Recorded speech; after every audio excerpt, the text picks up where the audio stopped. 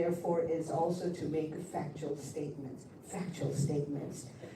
You know, you do not have any cavity in your the teeth. Your teeth is perfect.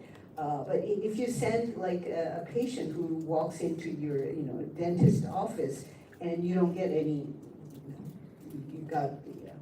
you gave him the patient the idea, but you're not getting profits from it. So there can be like the judgment that you have to rely on yourself, ethics, the professional ethics.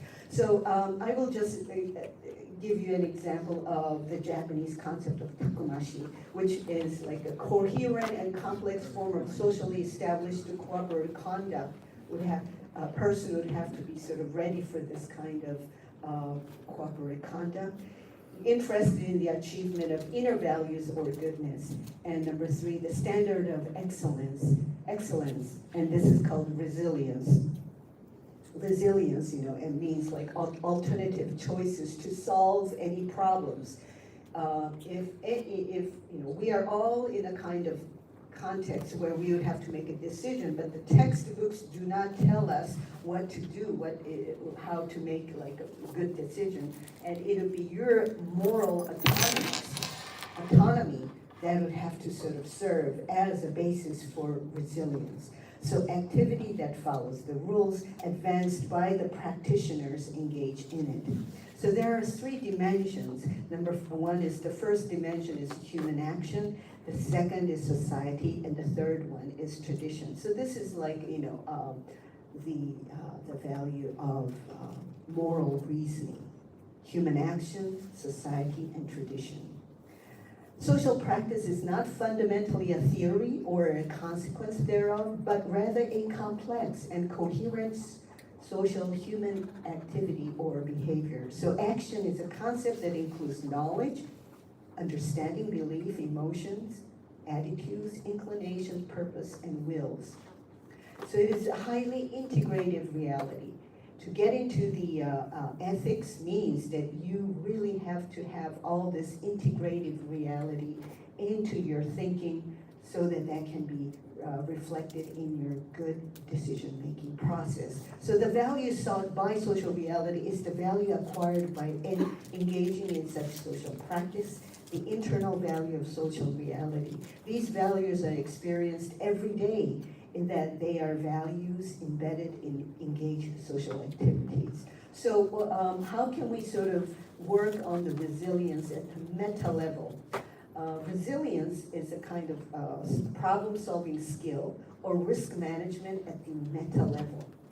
And this is what we are doing all the time. But in the Japanese higher education, because so much is based on the paper and pencil test in order to get into the university, would that sort of reflect the problem-solving skills? That is the reason that this kind of ethical approach to knowledge has sort of emerged recently, particularly at Waseda University, because we have so many study abroad students coming, incoming students. We have like close to 10,000 students who are incoming or students from overseas, China, Japan, all of the world, China, Korea, Thailand. We have a lot of students from Vietnam, and what else? And from Middle Eastern countries, Europe.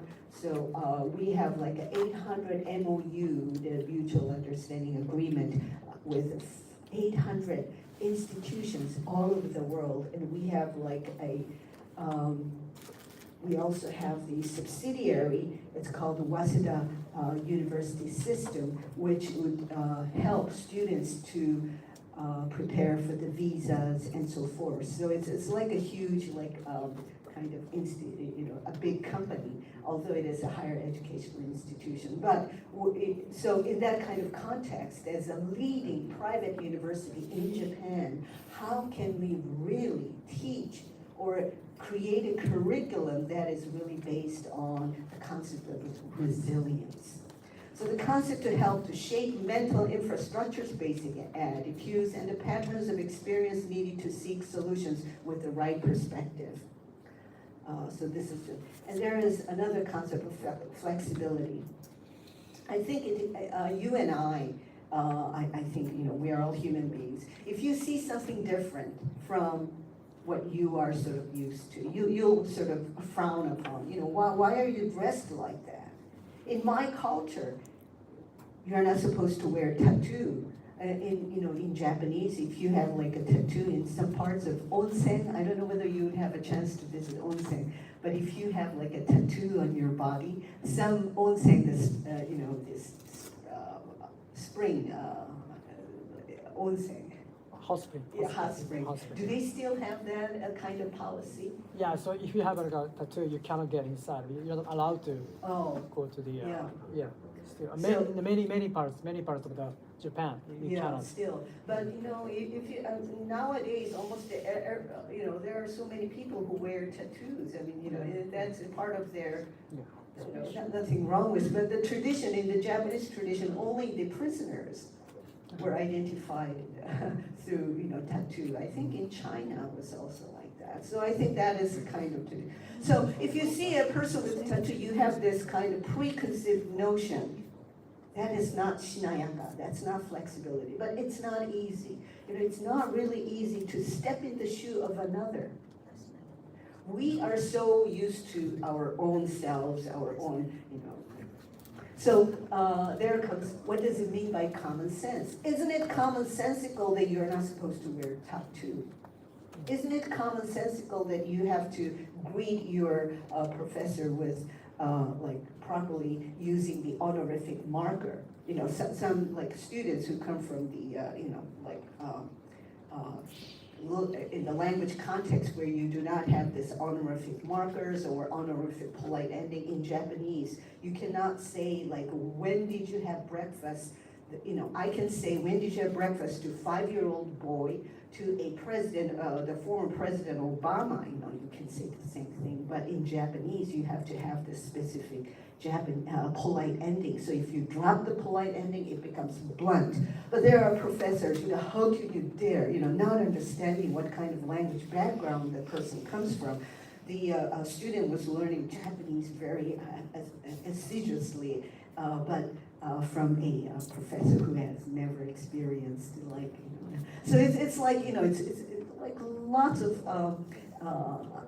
kind of examples. So that shinayaka means like you have to really step in the shoe of another. So between the transformation and the preservation, but at the same time you have to have some kind of moral foundation or the epistemological foundation, reasoning that will sort of support your good practice. So resilience is the proper proportion between the transformation and the preservation in an entity or system. So resilient strategies take into account unforeseen, something that is not predictable or something that has taken place currently. You'd have to have this mental attitude toward unexperienced events. So strengthening resilience means strengthening preparedness for unknown problems. So practice elements leading to virtue is ability to adapt, improvise, and prepare for emergencies are among the leading virtues of resilient entity. So in a world there's increasing complex and transparent and unpredictable context, resilience becomes an essential element. So here we have a theory and then the practical resilience. So that kind of dichotomy has been borrowed from the Alexander McIntyre's After Virtue. So in order to prevent the unusual situation from getting worse, flexible treatment to be done by the people who encounter the situation. This is kind of what is used in the kind of medical profession and the disaster management professions. So example, emergency medical care, resilience in an emergency must be performed within a limited short period of time. So, it's like your decision, your moral understanding, your practice of goodness would have to be, you can't really ask, I will ask my friend or I will ask, it can't not be done like that. It has to, it's a kindly, timely, concept. So resilience is a kind of practical wisdom, but at the same time, it's a skill. So we have technical skill, non-technical skill, positive attitude, but this is a kind of, it requires the timely skill as well. So resilience as virtue is a kind of basis for the practice, the more good moral practice. So virtue ethics is, again, cultivating the goodness. We have there includes integrity and able to adapt to the unpredictable future, risk management, and so forth, both in private and public sphere. So virtue is achieved only through the consistent practice of value. So example would be the virtue of honesty can be developed and nurtured through the consistent use of honesty in one's own daily action. Okay, if a person consistently, there is no person who will supervise whether you paid the train fee to travel from point A to point B. You never, pay, but you just use, it's like a free rider. From a person like that, can there be a virtue? Who can? So virtue becomes an integral part of one's character. And there is like what we call ritual as propriety. And the strength of Japanese sort of, developing this resilience is through school rituals. I don't know whether you have seen the school pupil dressed in, yeah. So it's like and they have like a morning, like home, they have like a morning greeting ritual, school ritual for like middle school, junior high school, and high school students, and obviously like kindergartens, and you have to bow to the teacher, and the teacher will deliver some kind of episode or a kind of story that students would have to sort of learn. So that is called chore, and it also is, they do that kind of a ritual in banking, in a financial institute. So if you visit like a Citibank just before opening, like at 9 o'clock. The Citibank and all the banks are located in the Tozai line. The Waseda is Tozai line. So if you go like 5 more stops from Waseda, there is a district called Odemachi, and that's the financial district. And you will see, if you go just before like 9 o'clock, the group of the bankers who work at the window, they get together, and the team leader will sort of, they will greet the team leaders and then have like a regular ritual. So this is, in Japan, this is really, the ritual is very, very strong kind of propriety that is used. Propriety means kind of,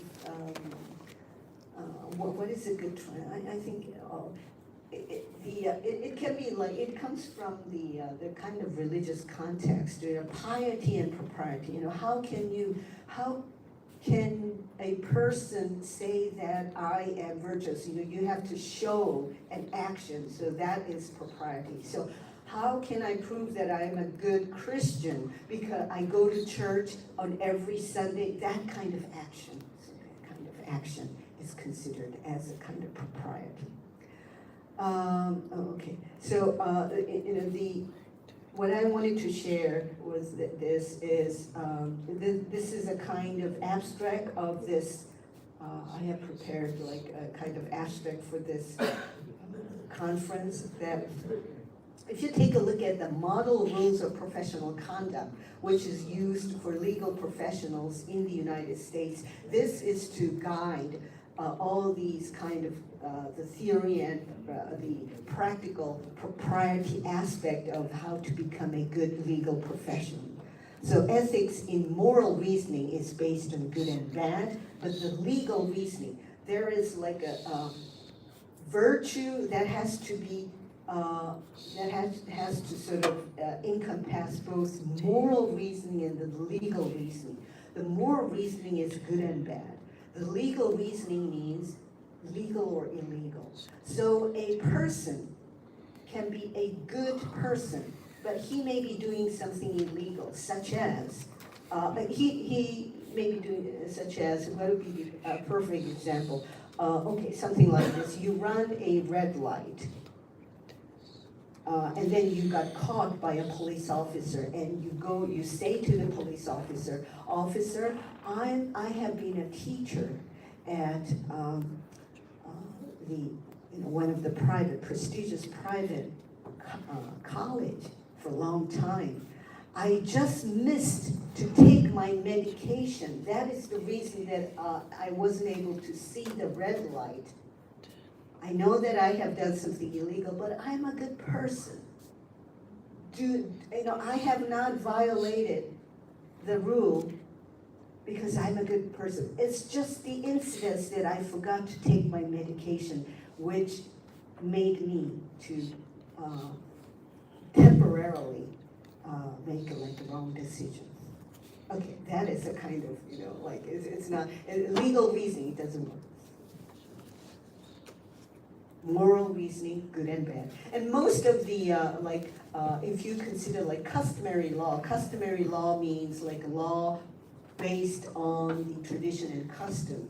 So I think in Philly, I don't know whether, is the marriage and divorce, do you have like a religious marriage that is recognized by a certain religion? Yeah.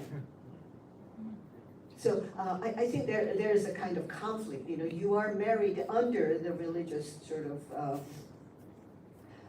customary law, but if somebody comes here and two Filipinos get married, and it's a kind of institutional marriage.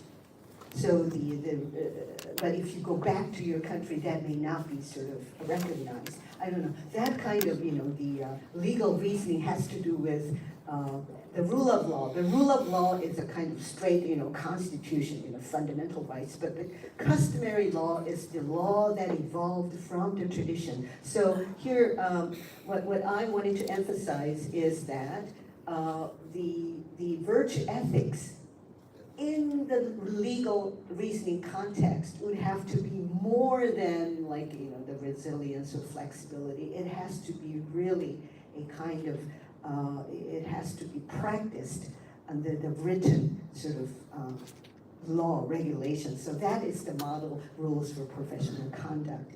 Because not many legal professionals know the demarcation between good and bad and leading to legal and illegal. So here is an example. A scrivener who is an expert in property registration knows that the seller does not have the registered document of a property, but does not inform the seller.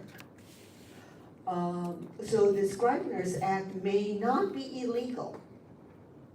Okay, you are not telling, here if you want to purchase a property, you have to, once you acquire, you as an owner of a property, you have to register your name.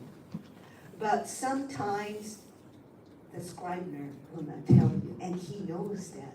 So here is the same property, you sell it to another person because you know that the prior person A did not register his name.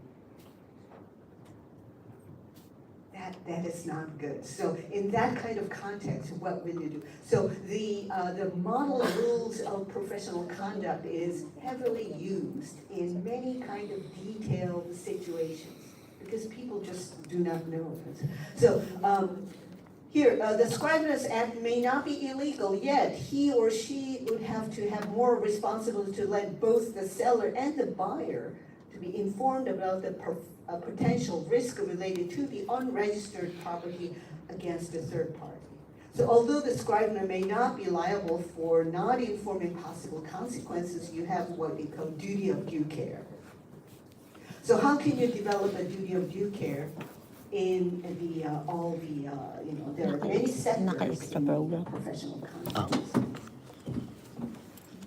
So in conclusion, I'd like to share this with you, and please, I would like to open up a discussion, and that will be the end of my short presentation. So it's a codified moral principles. That is the model rule of professional conduct. So I'm sort of interested in if somebody says that I'm an accountant, I'm a teacher, I would sort of ask, is there a manual for model rule of professional conduct? And perhaps your institution, I mean, your, the conference, is it the Institute for Social Ethics? Maybe, this kind of organization can take initiative to develop like the model rule of professional conduct. I thought of it. So here as an example, the code of trust is reflected in the rules on client confidentiality in Rule 1.6 in the model rule of professional conduct. Honesty to the tribunal and other codified standards include a client-lawyer relationship.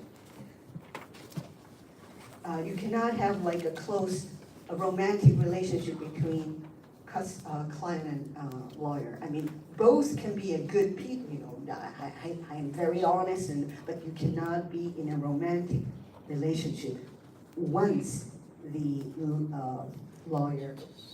client-lawyer relationship is established. The same thing with the counselor's role of providing candid advice. I am behind my loan payment. I need money. That's his inner mind. So he may be sort of saying, your document is not clear enough. We have to go and do this apostille. I don't know whether you have you had like an apostille? If you want to travel to Europe or I don't know, to get a job in some, outside of your community, they would ask you to bring an apostille. And yeah, so if a person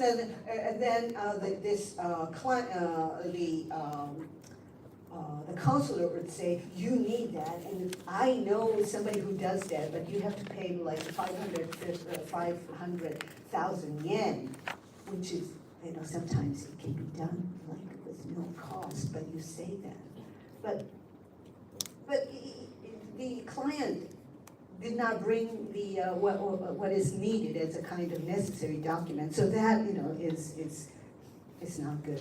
So I'm sort of developing a kind of analysis of the more model rule of professional conduct as a perspective, the professional duties and praxis as the good practice of professionals, and phononesis is a kind of practical wisdom, which will be the two pillar notions that are adopted to find how the virtues are relevant to justice, integrity, and impartiality to pursue the upholding the common goods. This is kind of my ongoing research, and thank you so much for sharing this precious moment with me. Thank you again, and we will have an open discussion. Yeah. So thank you, Professor Lee, for engaging us in Aristotelian virtue ethics and its implication in Japanese society and professional legal practice. So we open now the floor for questions, your own sharing or reflections. Those who have engaged or have research in virtue ethics, may I share? Okay. So just state your name and your affiliation. Good morning, Professor Lee. I'm Christopher from the Philippines. Yeah, I have a question. When MacArthur, General MacArthur, after the war, had to rebuild Japanese society, he told the American administration that they had to respect Japanese traditional culture. This means that they had to exclude the emperor from any of this prosecution. And I understand that that is a way of respecting and honoring traditional Japanese society. Japan is in a very unique position insofar as while you belong in the East, meaning very communitarian, you actually are one of the most advanced societies when it comes to modern technology. So meaning to say you have efficiently accommodated this Western type of values that come from, together with the advancement of science and technology. My question is, how much of Japanese traditional culture would the Japanese be willing to compromise in order to accommodate this aspect of Western technology, which we also understand is quite deterministic in societies such as the Philippines, where people lack in terms of maybe discernment, this influences in a very bad way the capacity of people in terms of making decisions so that they make bad political choices. In a way, the Philippines is just like the US. So you have Donald Trump. And when we make our choices also politically, we're kind of influenced by misinformation and disinformation. So how does the Japanese society use its resilient values in order to guard itself against this type of destructive intrusion that may be brought in by the determinism that you find in the traditional consumer culture, which the West, of course, as a capitalist society, also kind of advances. Thank you. Thank you for your good question. Yeah, in my opinion, Japan is the first nation to modernize in Asia back in 1868 through a major revolution. So I think they have that history compared to other Asian countries. And number two, the modern constitution of Japan right now is wrote by the American GHQ. So it was drafted. The Japanese, the Article 1 begins that emperor is the symbol of Japan. So he does not have the political, he cannot really influence any kind of political activities whatsoever. So, that is I think a very big pillar that sort of the Japan was introduced to the idea of democracy after the World War II. So all the elementary schools, they have what they call homeroom session, and which back like at the beginning of at the end of 1945, or they were to share ideas with opening up a discussion within the classrooms. And I think there are a lot of communities, like if I live in a certain district, there in Japan, there are a lot of small communities where the common questions, or what they call common inquiries, kind of come from the public rather than top to bottom. So I think that kind of the historical context with the Japanese, if you compare like Japan with other countries, it has a very high collective value. The collectivity is very high. And I can show you the Hofstede Cultural Index, and it gives like a very clear comparison between Japan and other. So with the combination of this modern democratic ideals that have been introduced to the educational system, I think has sort of promoted Japan to come to a mature democratic society. That's my sort of understanding. Okay, other questions?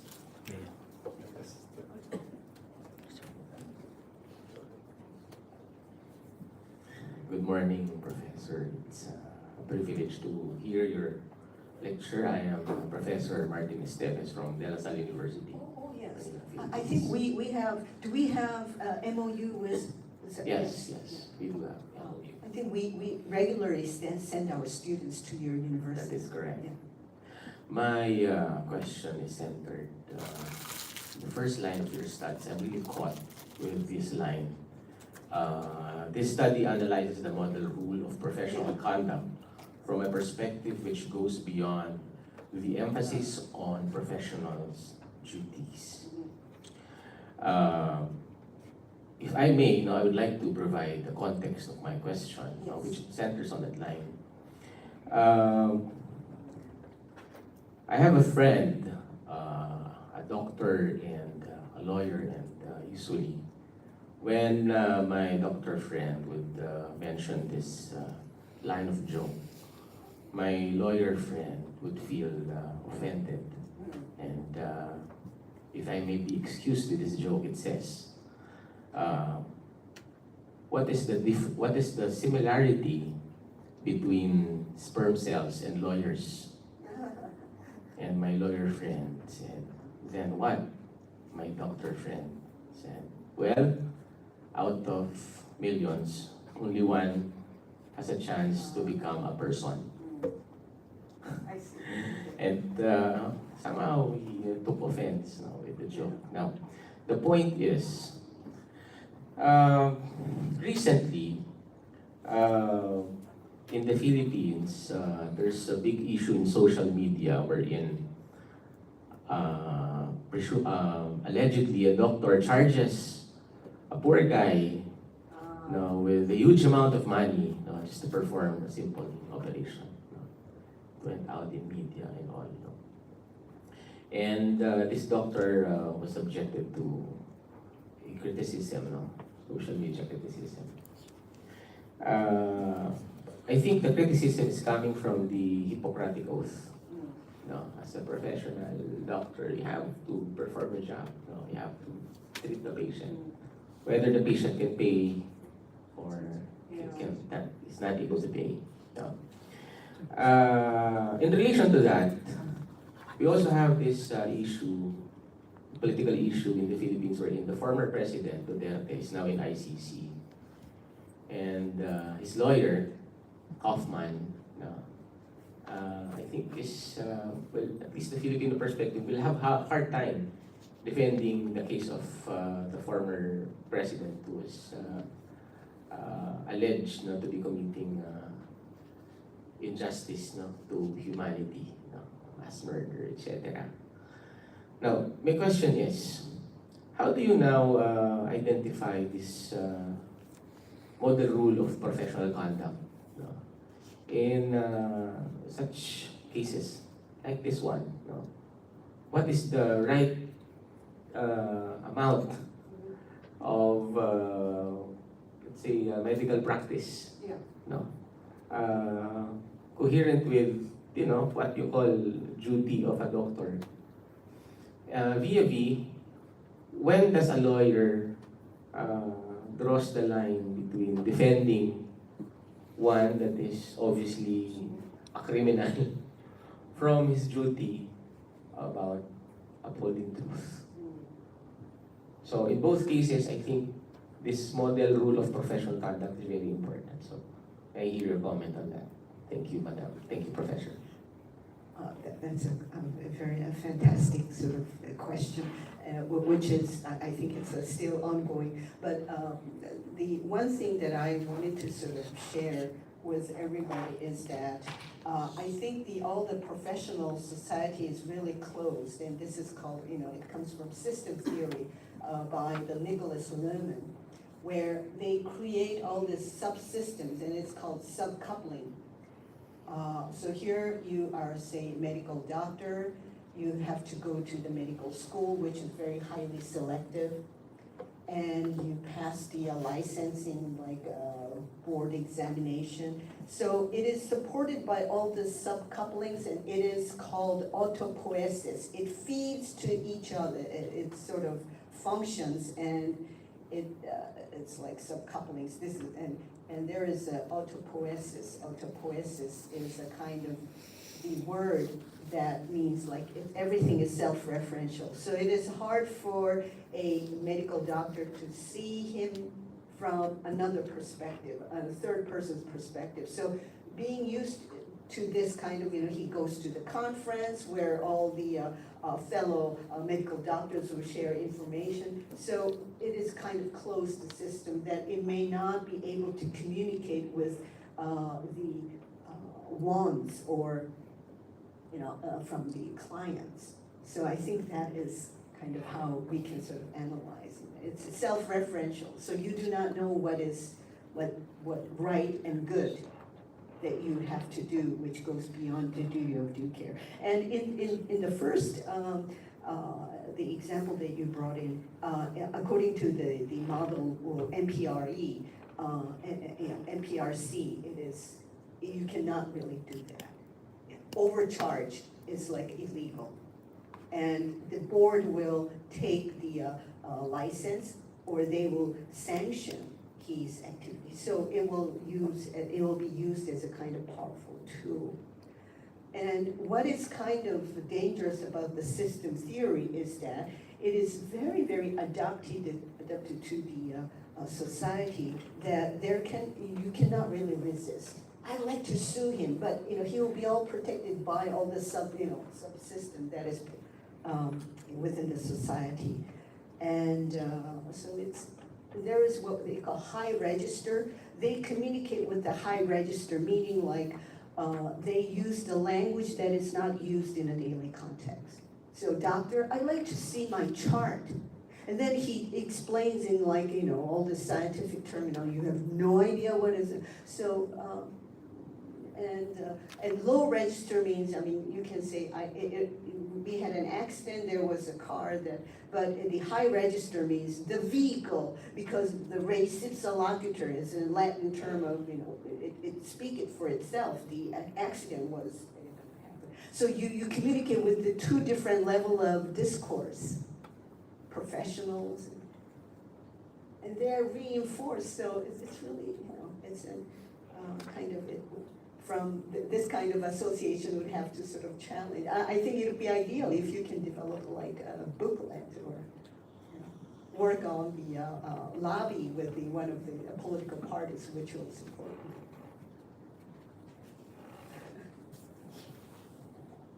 you. Could we have one more question? I know we have a very engaging topic, but we have to manage time. So. One more question. Thank you.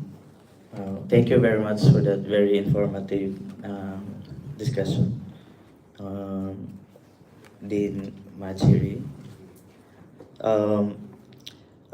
This is not a question, actually, some sort of, just like to manifest that perhaps you can comment. I would just like to take note that in the context, for example, of a third world nation like the Philippines, where I came from, for instance, we are sort of becoming fed up of the notion of resilience. Why? Because it somehow takes away the moral responsibility of our government officials and authorities. We rather demand for public accountability of our officials than romanticizing on the concept of resilience. In the Philippines, resilience may carry some kind of a negative connotation, because in the Philippines, where there are no serious punishment for public officials who stole money from our government, for example, through flood control projects, hence there is a lack of some sort of virtue jurisprudence in our Philippine legal system. That's a huge problem. Being a Catholic nation also, we frown upon the concept of punishment. Such is kind of inhuman. We do not have a serious implementation of punishments on guilty politicians or individuals. Resilience or flexibility is working to our disadvantage. Thank you so much for your comment. Thank you. I have never sort of thought from the Philippines perspective. I will sort of reflect on the comment that you sort of mentioned. And I think that sort of gives you as an association a good objective to work on, working to establish some kind of working policies to challenge the current customs or what is going on at the moment. And I think number two is the literacy. You have to sort of promote the virtual literacy. And I don't think it can be done one day, or it has to develop some kind of a long-standing vision, and universities, higher education, I think is the perfect place where this can be established. So I would sort of relate with your the objective of your association and how that can be reflected in a practical ways. And I think this is an excellent opportunity to expand ideas. Thank you very much. Thank you, ありがとうございました。ありがとうございます。So maybe we can engage her later at the sideline if you have some questions. So in the meantime, we call President of CES, Father Dexter. It's okay to be on sax. Okay, so we award the certificate of appreciation to Professor Bajiri for her invaluable presentation during the International Ethics Conference at Waseda University with the theme Harmonizing the Ethics of Global Justice and Peace Building Towards a Sustainable Planetary Future, held at the Center of International Education, Waseda University, Tokyo, Japan, September 5 and 6, 2025. Signed, Dr. Yuichiro Tanabe, Conference Chair, and Father Dexter Veloso, Social Ethics Society President.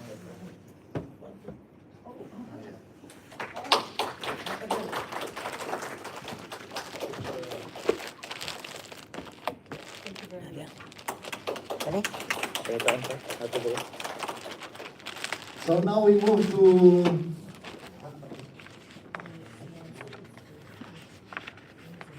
Kalimutan mo. yeah. Daanan. Daanan eh. Sa dulo to. Pirma mo po siya sa uban ka. Di ba kasi sa uban? Nangyahal. Wala na. Wala.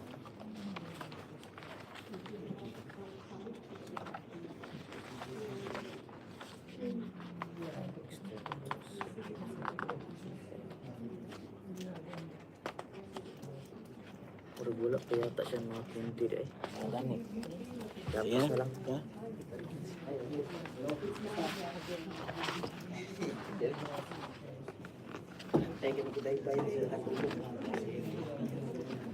Okay, so we proceed now to, because we have some technical issues, maybe we have a 10 minutes break. But after the break, we proceed to our own respective parallel session. So the Group A will be here, will be moderated by Dr. Rivera. Kana na ang pangalan. Can you raise your hand? You get knowledge. Then in the room next to the merienda or snacks area, Group B, it's room 206, just at the end of the hallway. It will be moderated by Dr. Mayo. Kumain sa itong mga. Okay? Sige. Pwede ba nga pa siya? So we take a break. Room 207 is our snacks and lunch. Ay, ikaw sa una.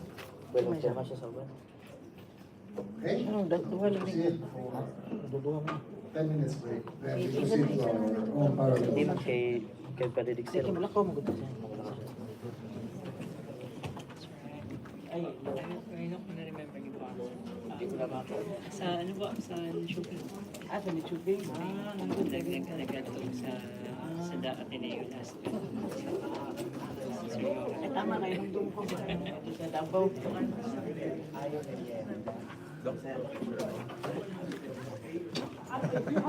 Okay, great.